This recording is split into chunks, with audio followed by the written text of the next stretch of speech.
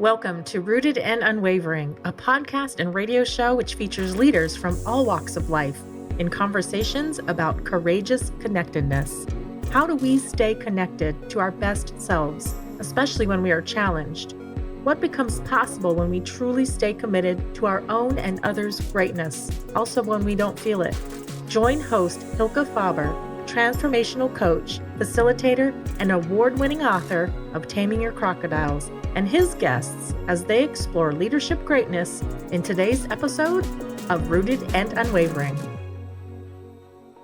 Welcome to Rooted and Unwavering, broadcasting live from Phoenix Business RadioX in Arizona, where we help leaders connect more deeply to their innate potential. I'm your host, Hilke Faber, and I'm here today with Robert Washington, a sales leader in Microsoft, also a U.S. Navy SEAL, father of 6 martial artists, and award-winning speaker, author, inventor, and many other things I'll talk to you about in a second. Robert, how are you this morning?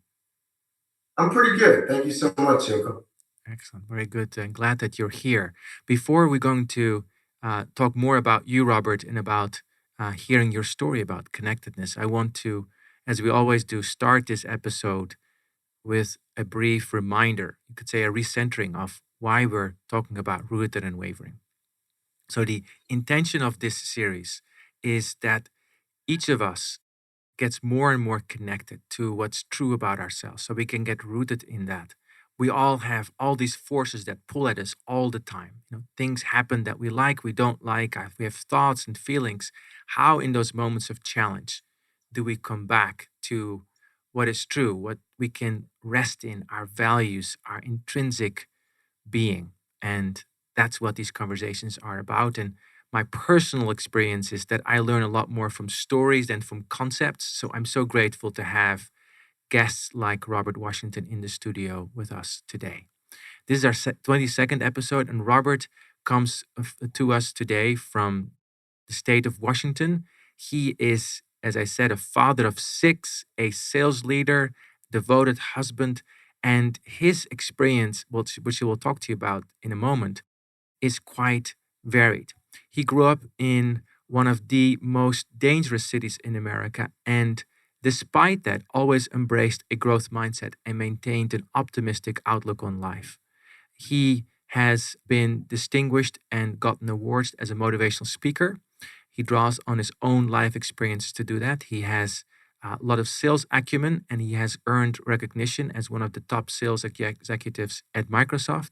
He, as I said, is an author, inventor, entrepreneur, consistently challenging the status quo. And he also served as a U.S. Navy veteran during the harrowing times of September 11. After his military service, he went on to work his competitive spirit and determination as a professional mixed martial artist. And he has also developed a framework called Goro. That's something that we're going to also explore more about. That's about how to basically work with a growth mindset. The little sentence that I read about Robert that stays with me, probably will always stay with me, is he is very clear about not being a victim to the past, but be a victor of the present and an architect of the future. Robert Washington, very happy that you're here today with us at Rooted and Unwavering. So tell us a little bit more about your experience learning about connectedness in your own life. Yes. Thank you so much, Hilke. Thank you for the intro, and thank you for allowing me to be here today. And I love kind of what the whole framework of this conversation around connectedness. And I've learned throughout my years, throughout failures, and throughout opportunities to grow that when I think about connectedness, I think about this. Everything starts and stops with relationships. Not only relationships with other people, but relationships with ourselves. The more I understand myself, the more I'm able to connect with others around me. So my whole philosophy around the kind of the growth mindset and what I'm trying to do in life and how I'm trying to inspire and impact other people's life is I want to help people build better relationships with themselves, which is going to help them build better connectiveness and relationship with others around. And like that's the true value, in this world we live in today. So that's kind of where I kind of fit in from a connectedness perspective, and also how that ties into relationships. Also, Thank you for sharing that, Robert. So I'd like to start with the beginning. So, little Robert, once upon a time, there was little Robert. Tell us a bit more. Where were you born? oh man. What was it like back then? And through that experience, what have you been learning about connecting to yourself? Because you talked about getting to know yourself is really Mm. important. I'm sure you got to know yourself in that time in very specific ways. Yeah, definitely, definitely. So, I mean, you hit on some of it. So, I was born and raised in poverty in one of the most dangerous cities in America. I had some very, very unfortunate circumstances as a child, but a lot of those circumstances, kind of going back to what you said, I never looked at my life from a victim perspective. I always thought I was a victim. I always felt that I was a special child, and that helped me kind of overcome some of my traumatic experiences. So, as far back as a child, I've always looked at life and everything as an opportunity, because when you don't have nothing, you have nothing to hold you back, right? So growing up with zero, there was nothing to hold me back. So I've always kind of leveraged my creative mind, look at, instead of looking at obstacles, looking at opportunities in life. But also, because I grew up in such a impoverished kind of environment, one of the things that really kind of helped me build that kind of relationship or connective type of mindset is just being a codependent growing up. So growing up, because I was a young man, and at an early age, I was forced to do things that a lot of young kids didn't have to do. I was taking care of my parents. I was taking care of my younger brother, even my older sister. Like, I was the man of the house at a young age. Mm, So because I was a codependent, it kind of forced me to put others in front of me, right? mm, And which is a good thing, but it also can be a bad thing. But I've learned to leverage that kind of codependency kind of mindset, self before, I mean, service before self mindset, mm. to really be a value to others. So my whole life, because of some of the things that I endured and some of the experiences I endured as a child, is all about, how do I add value to others' lives, right? Mm. And if I take that mindset into everything I do, then it's not about me. It's about you. It's about how can I add value to what you're doing. And when you do that, you extract ego from the situation, and I'm able to build relationships with others because it's not about me, it's about you. Beautiful. Thank you for that. I'm Mm. very curious, Robert, how that started. Because you talked about being and growing up with zero. So, imagining what zero looks like. Maybe you can talk about that for a second. And then where do you get the wherewithal to make that choice to not be a victim of that circumstance, but actually find a way through that and find the resilience that I see and hear in your words? What happened? Yeah, so for me, I think there was a couple positive influences in my life that really helped me kind of not not be, I guess, attached to my surroundings, right? I think one of the biggest challenges some people face is they are their environment, or they are their past, or they are a reflection of their parents.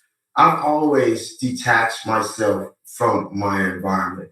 And so, for example, even when I was poor, I never had a poor mindset, right? Mm, I've always looked at, here's an opportunity for me to,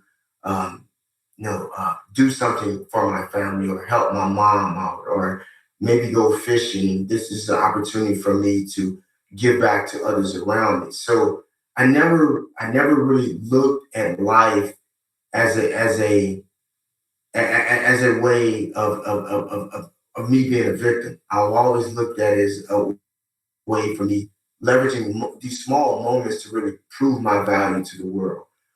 So for example, like, to get into the details, like every morning when I was a young boy, we used to have to wake up in the morning. I had to fish for my food while other kids were out, hanging out and, going to school, getting ready. My daily task was to wake up and fish for food for my family.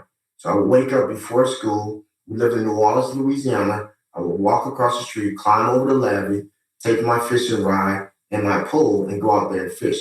But even the reverse, to go rewind for a second, we didn't even have worms to go out and fish. So the nights before that, I would place these bricks in the yard, and then I would wake up the next morning at 6 a.m., lift the bricks back up, and there would be worms underneath those bricks. I would take those worms and go fish for my meals. And so when you think about that, when it goes back to what you're saying, like I had nothing, but I was able to, from nothing, go and extract worms from the ground and go bring substance to my family.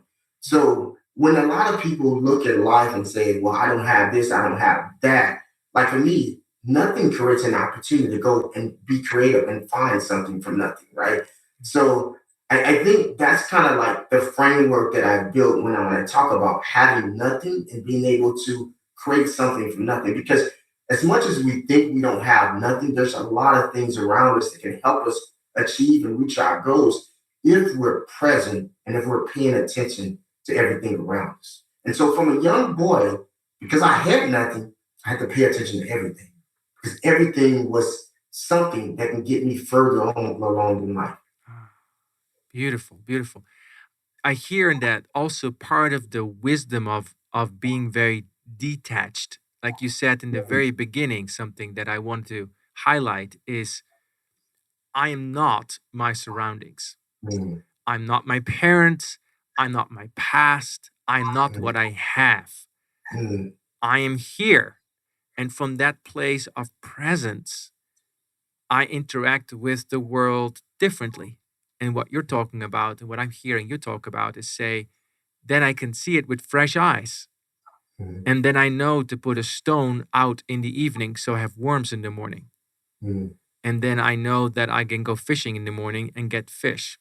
This sounds to some listeners very courageous, but to mm, me it does. And for some, it might also be like, well, where did the guy get the faith to do it?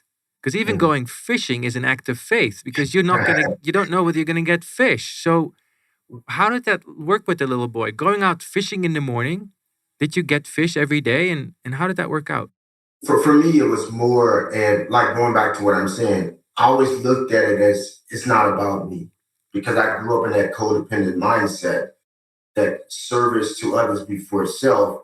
I've always put others in front of me. That helped me kind of wake up in the morning because if it was just about me, then I probably wouldn't have been able to do it. Yes. But I knew that I had people that was leaning on me, that was relying on me to extract these worms from the ground and go fish for these foods. So when other people quit, I kept going because the faith was driven from everybody around me. I had a lot of people looking that was leaning on me at a young age. So I had a lot of pressure on me and I had to perform. And some broke during those type of moments. But again, I've always looked at those types of moments as areas to show the world that I am a special person and I do want to make an impact. So even as far as a young boy, I've built this mindset to put others in front of me, which has helped me, when times get tough, think about the consequences and the impacts of the decision I make and how it's going to impact not only myself, but all those people around me. And that's why I just never gave up. Today, everything I do, I just never quit because it's bigger than me. I never quit because it is bigger than me. I love that. I never quit because it's bigger than me, and that propels me forward. I also resonated with you saying, when I'm in service, it loosens my ego attachment. I realize that I am much bigger than this thinking that I have about little self. So today, Robert, you're not going out fishing in the morning, or maybe you are to get food for your family. you do other things. So tell us about your life today and how you apply those principles that you're speaking about of connecting to your true self in Yeah. your day to day. Tell us about that. So I do go out fishing, but a different type of fish. Okay. And this type of fish that I go out and fish for is actually food for thought, like thought food for others. So I have a very, very kind of habitual routine every single day. So in the morning, I make sure that I pray and meditate, but I take care of myself. So my first actions before I pick up a phone or anything is I center myself in the morning through prayer, through meditation, drinking a glass of water, and just being connected to the environment around me. And from there, I go out and I work out. And while working out, I'm always listening to something or podcast or reading an audio book. It's going to help me grow closer to the relationships I'm looking to build. Mm. And typically, so what I like to do is I break my life down to these four core pillars. It's self, faith, family, and focus. So every single day, I'm working to grow closer to those four pillars. Self being myself. I believe the biggest relationship that I can have is a relationship with myself. Because when I have a relationship with myself, I can understand others better. When I have a relationship with myself, I don't give myself slack. If I'm messing up, I'm real with myself. I don't make excuses. I don't make complaints. I don't become a victim of my own thoughts, right? And the next pillar is faith. So I'm always growing and trying to build a relationship closer to my faith, my spiritual believing, the things that I believe in, right? So every day I'm adding to that bucket also. And the family piece, I'm always trying to ingest information that's going to help me become a better person for the people behind me, right? Because that's really what matters. And the focus being my job and my giving back. So every single day, I'm taking in information that's going to help me grow closer to these things. And when you think about a growth strategy for my life, that's my growth strategy. Every day I'm filling my buckets. And I truly believe that everything matters. And that's why I pay attention to everything. I can't be too focused on work and give up on my family and vice versa, right? I have to be centered and balanced across the spectrum of these four core pillars. And every day I'm working to fill those buckets individually. So a lot of my habits and rituals that I develop is all around how am I growing closer to these four pillars in my life? That's a growth strategy. And how I make sure I'm filling these four buckets and I'm not just focused on one bucket and leaving the other bucket unfilled. Beautiful. So self, faith, family, and focus. So you have 6 kids, Robert, right? Yeah, And a lot. so tell me about how does it work to balance that? Because I also speak with people that have as much on their plate as you or even less that may think, well, it's too much for me. It overwhelms me. It this is I don't have this one thing becomes everything and the other ones just have to take a break until the next decade when the kids are older. Tell us about how you are able to do this and really tell Yeah. us about like what how does that work on a day to day? Like you have Oh yeah. kids asking you and how does this work? Yeah, so a part of my mindset philosophy is not saying what you saying is too much.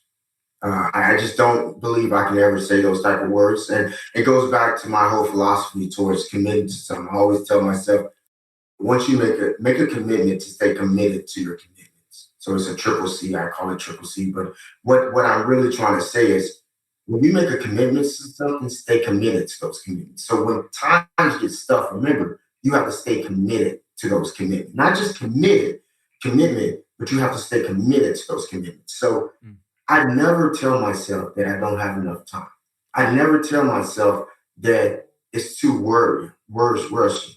I never tell myself that I'm stressed out or anything like that. I believe when I start to tell myself that, I'll start to create that like victim mindset. And I start operating that way. So, for example, just recently, I took on a task where my wife volunteered me, voluntold me to be a flag football coach for my kids' two teams. And I said right away, I can do this, right? And so while a lot of the other, parents and things that I was working with, it's like, man, this is too time consuming. I'm not able to do it. My thing was like, okay, how can I rearrange my schedule and make this more of a family event? So instead of me saying, hey, I can't do this, I got six kids, I looked at it this way: how can I do this with six kids? And so this is how I shifted my mindset. Mm. I brought my three oldest boys out and I had them volunteer to help coach. And my two youngest boys was actually on the football team. So it became a family event. So now every week when we're going out Wednesday and Thursday, my boys are giving back to the team. My wife is out there. My 6-month-old daughter is out there. And we're having a family connected event because that small shift in mindset of, okay, this is not too much. Let's make it a day out in the park for the family now. So little things like that, when you start to shift your mindset, you start to see possibilities that you probably didn't see, right? Ah, yes, yes, yes. I can see the little boy going fishing and putting the stone out and getting the worms again. That's You're doing this in a very different skill right now. That's very beautiful. That's very beautiful. So then tell us how that translates into work. You work as a sales leader in Microsoft. So how does this structure, these strategies work of connectedness in work for you? Yeah, yeah. I like to say this also. Every successful internal, external, and customer engagement starts and ends with you, right? And so what that means is you are the value proposition. You're leading the sale, you're leading the first customer engagement, you're leading the first internal partner engagement. So, but you are the value proposition that you bring into the table, right? So when I do that, I want to bring the most authentic, real, the most loving, the most caring version of myself in each engagement. So in order to do that, I have to, going back to what you said, I have to pull back and I have to detach myself from the past that could be holding me back, but I also have to detach myself from the future. In that space, when I create that space, that's the present moment. So whereas others lead in and they're so focused on this outcome they're trying to achieve, I just want to end it. I want to understand the person that's in front of me, Mm. right? Because that's really what matters. When I start to understand this person and what they're trying to achieve or their challenges or more about them, then it makes me help me build a better relationship with that person. But in order to do that, you have to pull yourself back to what you were trying to achieve and just be there and be present. And I think that takes a lot of work, a lot of skill, a lot of just habitual practice. But when I leave these conversations, I leave with me. I leave with who I am as a person, my value proposition, my why, my purpose, because at the end of the day, that's my competitive differentiator from everybody else in the market. Because when I'm connected to you as a person, you have to understand I become an extension of your team. So that what that means is Robert's aligned to your mission and he's willing to knock down barriers to make sure that we as a team hit our goals together. But that's really, it's not about me again. It's about how can I add value to what you're doing? How can I align to your mission? So there's that mindset shift, you know, that shift in your mindset of like, it's about the other person can greatly, I feel, help you build better relationships with others. Very clear. It's not about me, and I've heard you say this now in very different manifestations in this conversation. Like it's not about me. I'm going to go fishing for my family. It's not about me. There's a way for me to be of service to you and be part of your team. And it's not about what my mind has made up right now. It's about being in this present moment. Tell us a Mhm. little bit more about how you practice being in the present moment, because I hear you being very intentional and conscious of that. And I'd love to hear, Robert, both about your victories and about your failures in this and what you've Mhm. learned from that. Yeah, I'll start off with my failures because it kind of alludes back to how I get to the point that I am. So, I wasn't always this person, right? Because of my past, I've learned from a young age to be a provider for my family, just be a provider. And so because I've seen all the men around me just kind of provide and protect, I didn't know there was other aspects of being a father, right? Because I didn't see it.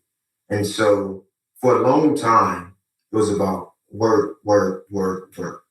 And a lot of that came from me, from what I seen, but also societal's expectations of failure that was projected onto me.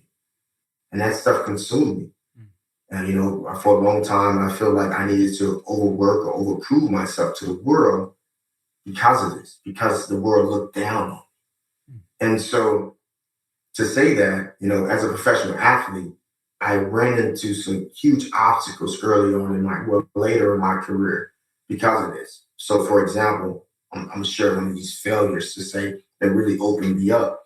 So far back, I think this was 2016, one of my last fights as a professional mixed martial artist, I overtrained myself almost to the death.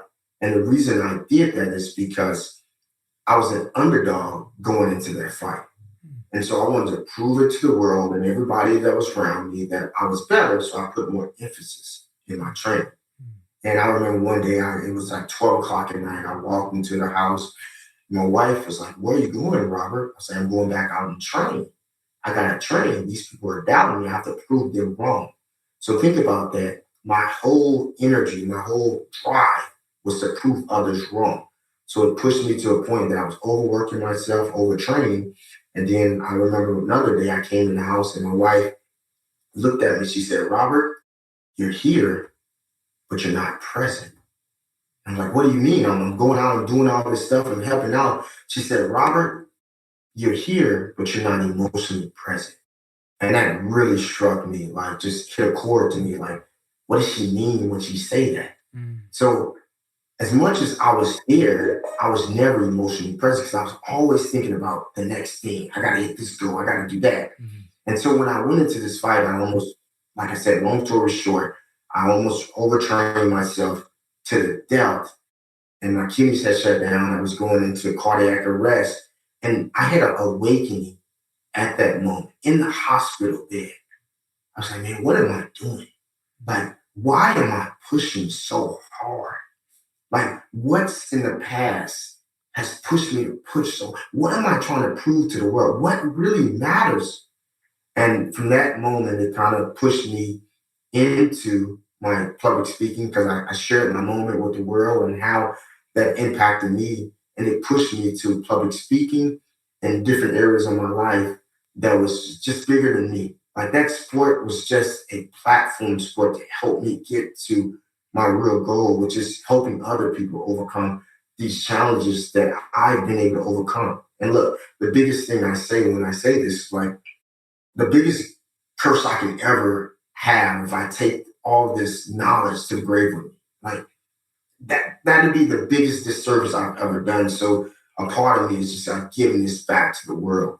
So though that moment actually put me in a position to I needed to change. So some of the things that I do on a daily basis to stay more present is to I always challenge my thoughts because if I don't control my thoughts, I know my thoughts will control my actions. So I'm always having a conversation with my thoughts.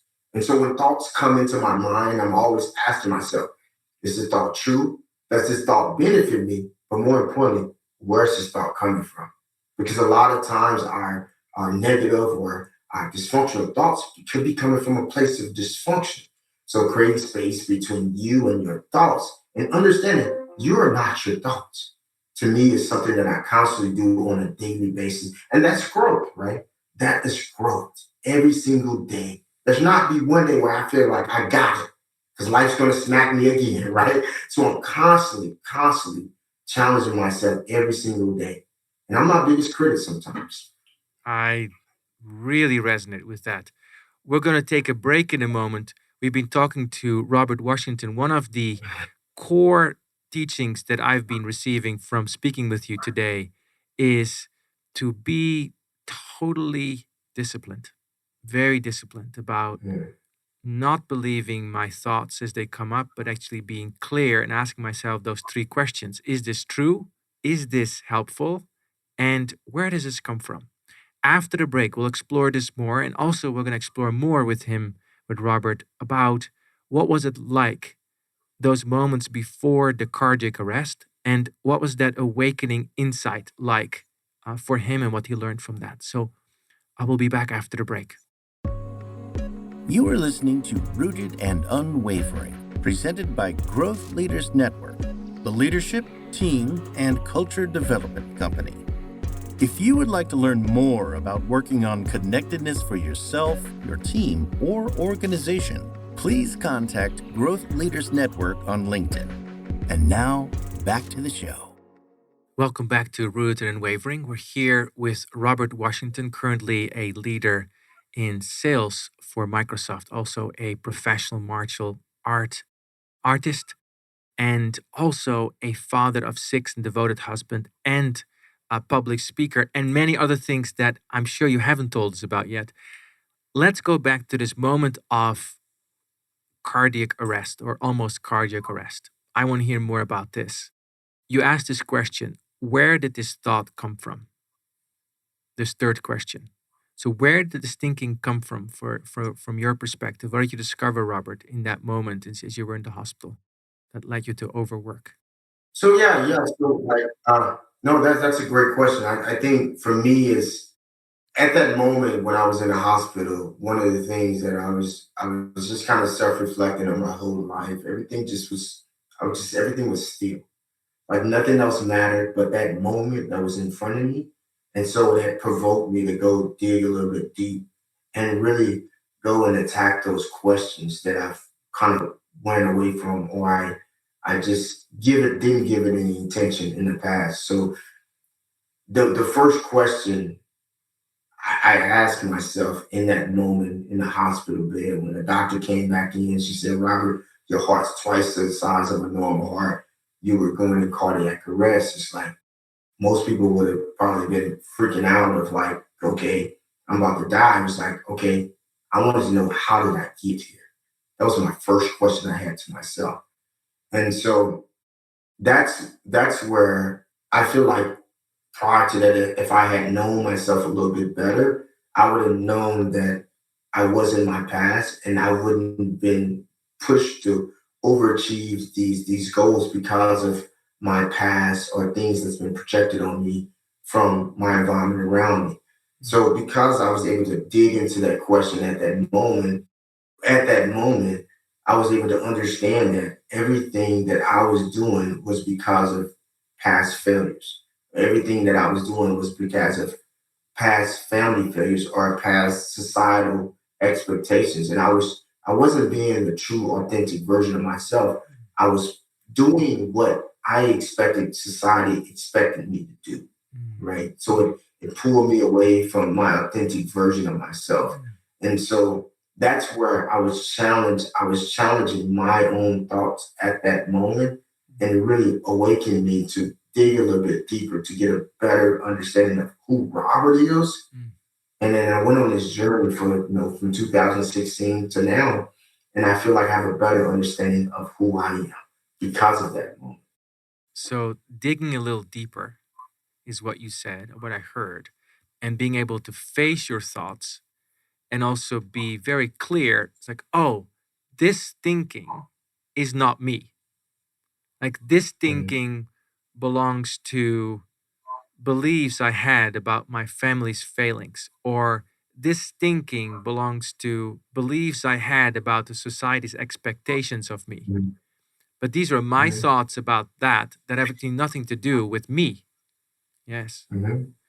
So when you become free from those thoughts, what do you discover about yourself? Then who is Robert without those thoughts? Yeah, no, good question. So for a long time, I felt that I needed to prove myself to the world because of those thoughts. And I wouldn't show up the authentic version. I'm funny. I'm I'm a character. I love people, and I've always a long time because of these thoughts that was projected on me that I needed to prove to people that I was a good person. Mm. And now, I mean, just to simplify your question, I just have to be a good person. I just have to show up every day to be a good person. Because I feel like if you're trying to do something, then you're not being authentic. Mm. If you just be and just do, then you just show up you. So everything you see, the posts I make on Facebook, on LinkedIn, that's who I am inside and outside the work. Mhm. You get one version of Robert, and you see what you get. Like there's no this Rob. Rob is Rob, and I care about people.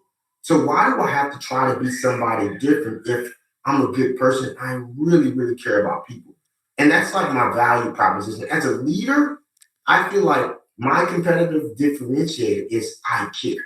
A lot of people talk about it, but I actually live it every single day. Like I truly care. And people know, like if you call Rob, he's gonna pick up the phone. Mm. Like that's the value that I bring to the table. And my wife knows that too, because I care about people. So by detaching myself from all this stuff, I'm able to be the best version of myself. Mm. I'm able to have this conversation and just be authentic and show my vulnerabilities with the world because I know that my vulnerabilities can be strength to other people. And I'm not just living in my own thoughts. And I can share that to help other people grow and overcome their challenge. I'm so struck, Robert, by your commitment. Like, if I think about you and your story and what you've been telling us and what you've been sharing, and also what I sense from you is your commitment, your deep commitment to what you have committed to. And I love that you made that distinction, not only commitment, but also being committed to your commitment. What do you want to say to somebody who is not unwavering in their commitment, but currently finds themselves in a situation where they may waver? Because we all have these thoughts. We all have these thoughts. We're human, Mhm. right? Where we feel weakness. What do you want to say to them? And what do you say to yourself? Yeah. So like if anyone's in a situation where you feel where you're kind of unwavering in your thoughts, like you're saying, it's like the first thing I like to do to myself is I'm always lifting myself up. Sometimes you have to go back and look at your own patterns of success. What have you done? Because a lot of times we're our own biggest critics. So a lot of that stuff is like, let's pull ourselves out of that victim mindset. Let's get to a mindset where we're more open to be optimistic. So anytime you're in one of those ruts or you're just feeling down, really think about like who you are and how powerful you are to the world. And some of the things I do when I'm in that situation is I go and give back to others. So whenever I'm down or I'm not feeling good or I'm out or I'm just like, I want to be just a little bit more optimistic, I'll go and give back to others because that fulfills my and it will open me up to just have me more in an open mindset to be able to explore the world. Because, I always like to say this other quote. I'll say also, you can't have an open conversation with a closed mind, right? So the first thing we have to do is we have to open our minds to receive the information, to receive the energy that's around us. It's going to help us grow and expand. So that's really one of the things I do to try to pull myself out of those small little ruts and just to make sure that I'm constantly on pace of hitting not only my goals, but helping others around me hit their goals. So, in the rut, you get yourself out of it. And I like it. You call it little ruts, which to me also suggests that you have the sense of Mhm. the bigger perspective that we're part of, that you're saying, okay, how do I open myself to the bigger picture here? And one way to do that for you is service. That helps you Mhm. being there all the time. And I can only imagine in your life with 6 kids and all the things you're doing that you're pulled into that, whether you like it or not, all the time. And you seem to be enjoying that, which is Yeah. wonderful to hear. I want to go back to your decision of becoming a professional mixed martial artist. Tell us about how that happened and how that relates to your journey into more and more connectedness. Yeah, yeah. So it's so crazy how that situation happened to become a mixed martial artist. And a lot of my mixed martial arts background kind of went back to me going, following the path to mixed martial arts, went back to me trying to prove something to the world. I just felt like I was one of those kids. I was bullied. I was always undervalued, underlooked, and I've always felt like I wanted to prove something to the world. So part of my journey in life was to prove something to the world. And I feel like I can do that through mixed martial arts. So I joined mixed martial arts, honestly, I think with the wrong intention, but it worked out because that was my path. And that's the only thing I knew at that moment. So it's not, I don't have any regrets with it. I was just trying to find my path. So that journey to mixed martial arts was, I was in the military, I was stationed overseas, and I was in Guam at the time I just wanted to, I wanted to be something bigger than just a military, member. I wanted to prove to myself that physically I could do something, I could win something. So that was kind of mixed martial arts to me. And through mixed martial arts, I started to build the confidence I needed to be successful in life. And so I would get these small little wins over and over. And I was like, wow, I am a value to the world. I am okay. I am good. I'm a good person. I can compete at the highest level and things like that. So these little wins would help me kind of build my confidence up. And so that's when I kind of fell in love with the whole sport. And then I started to look at mixed martial arts in a different view, almost to say. It wasn't almost mixed martial arts at one period of my life became about life.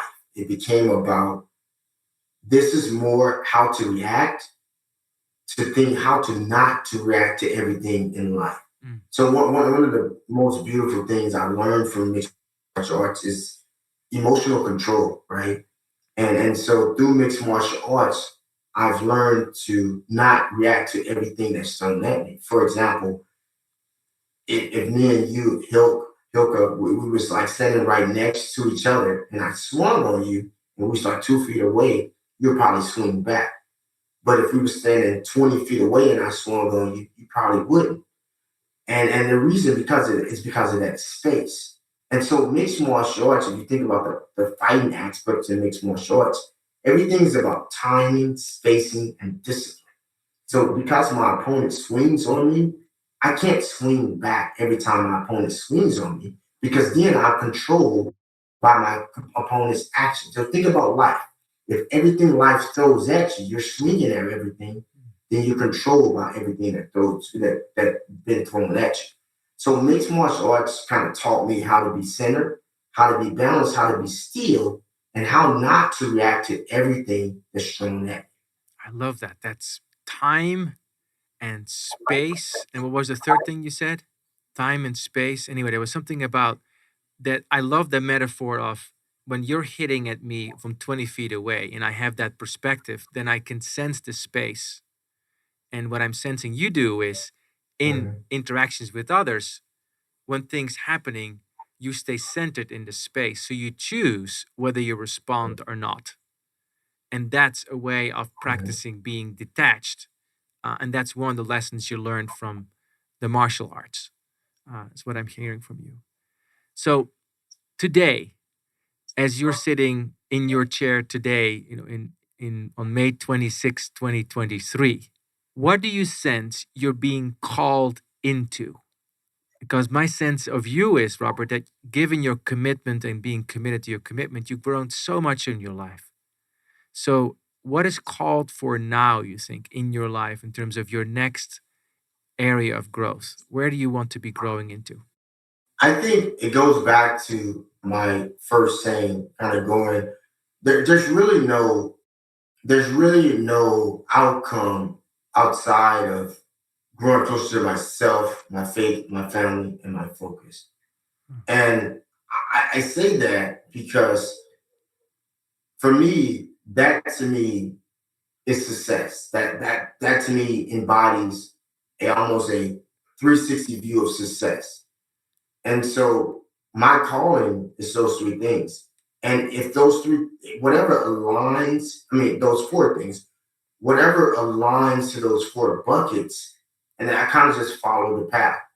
So, like, I make a lot of decisions more efficiently and effectively because I check those four buckets throughout my decision.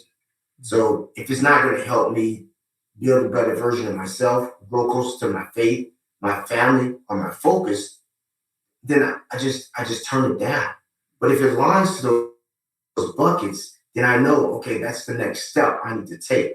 So I think the path, as I continue to grow and walk, the path will unveil itself because there's no specific outcomes. The only outcome that I'm looking to achieve is to be a better version of myself every single day.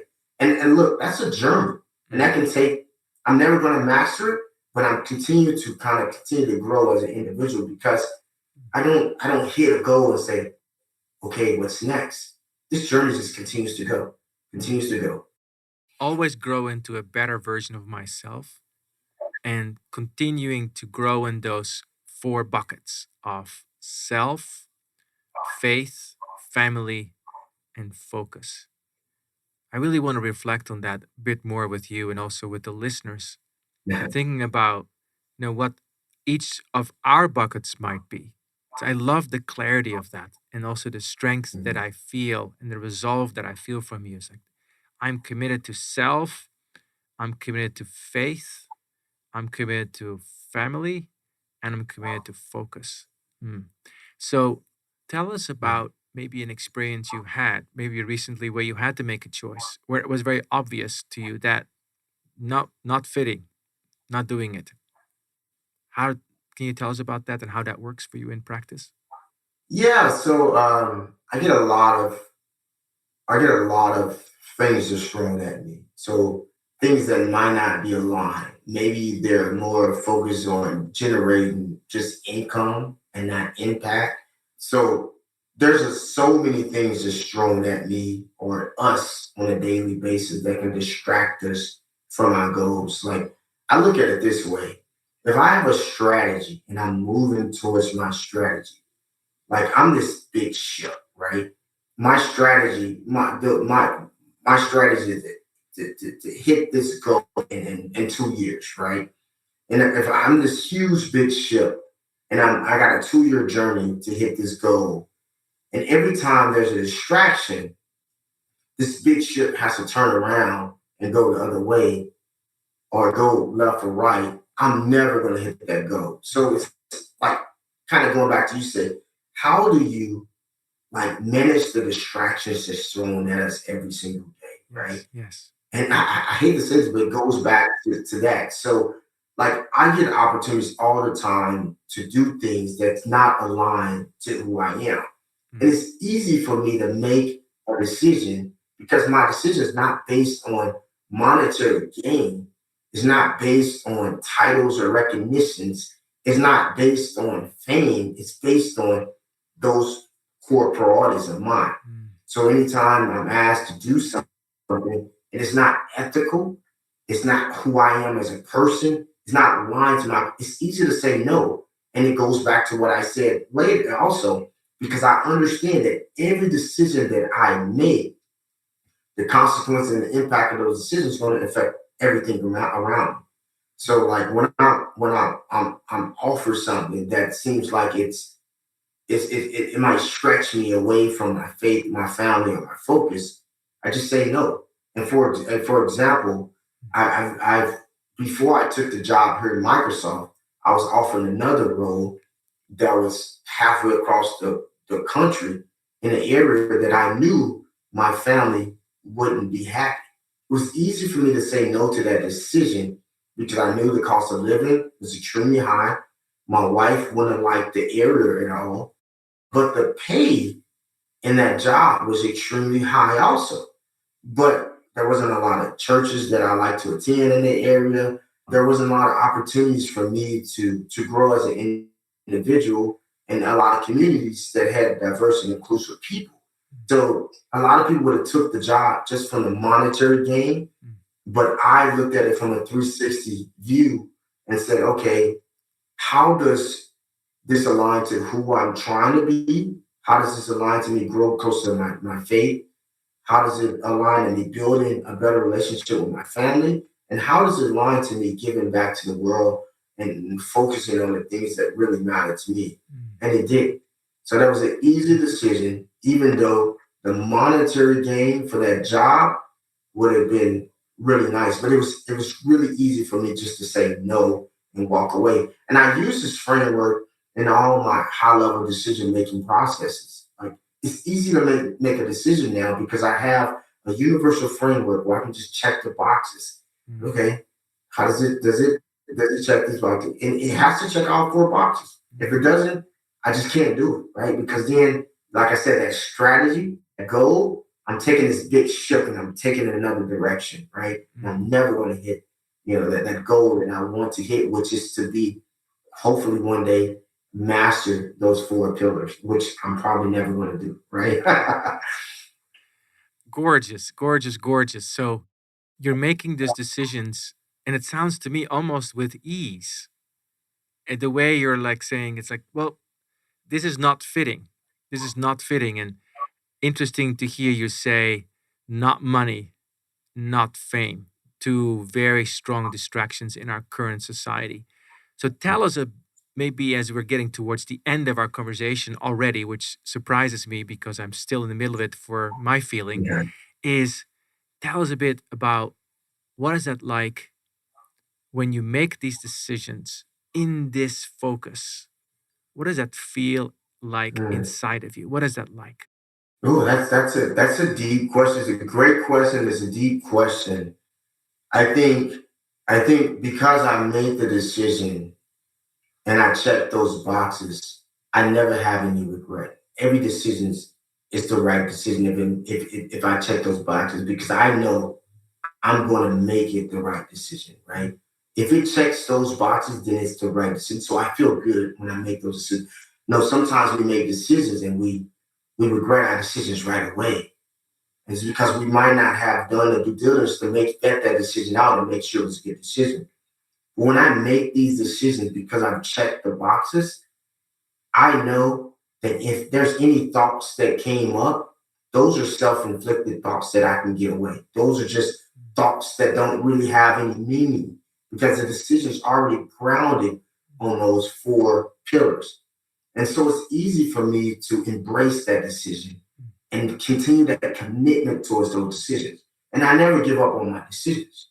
I never give up on my decisions because if it's grounded in those four pillars, then that means it was the right decision. Now I'm the person that has to make it right from an actual tactical execution perspective.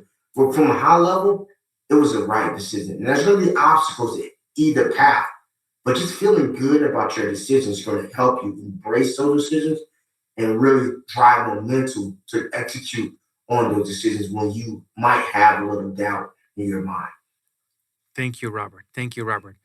As we're getting towards the final minutes here of our conversation, I am taking away from this conversation so much. One of them is this deep commitment to commitment, also the unwavering focus on what are our true priorities, and really inviting us to reflect on what are your true priorities that are guiding you, and what are pseudo priorities that actually have nothing to do with you.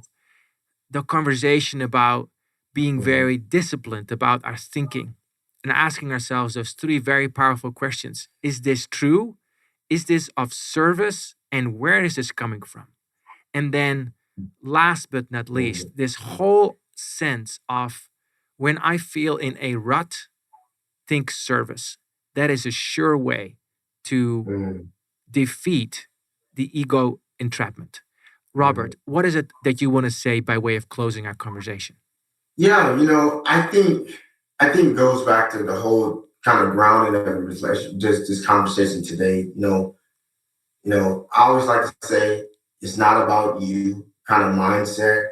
Think about everything we do, right? And how we can impact others around us and constantly kind of shift your mindset from a I into like it's about the team or it's about the people I'm trying to support. But also, I challenge everyone to create a growth strategy for your own personal life. Like, what's your 4 pillars, right? Because look, growth is constant.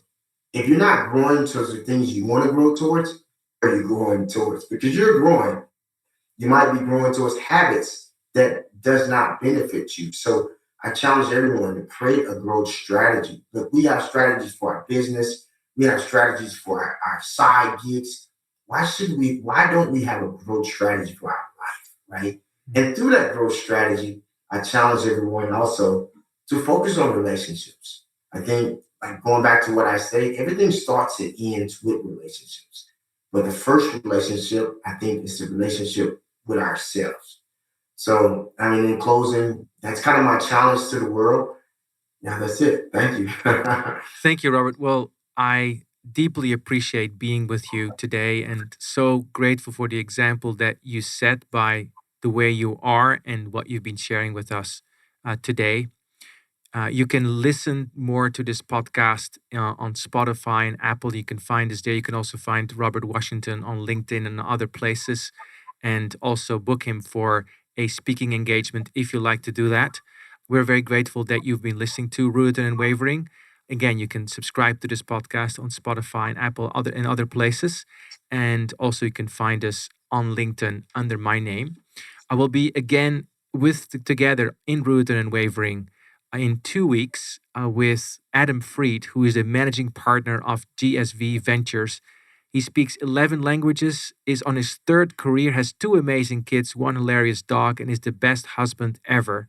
And he says life is good even in crazy times. So we'll hear from him building more on the wisdom we heard today from Robert. That will be June 9th. That's it for today. Thank you again, Robert, for being with us and sharing your wisdom so eloquently and powerfully.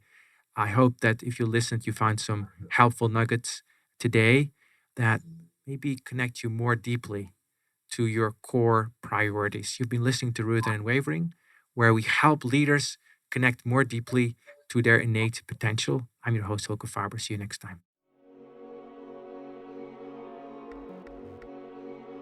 Thank you for joining us in today's episode of Rooted and Unwavering, leadership conversations about courageous connectedness, presented by the leadership development company, Growth Leaders Network.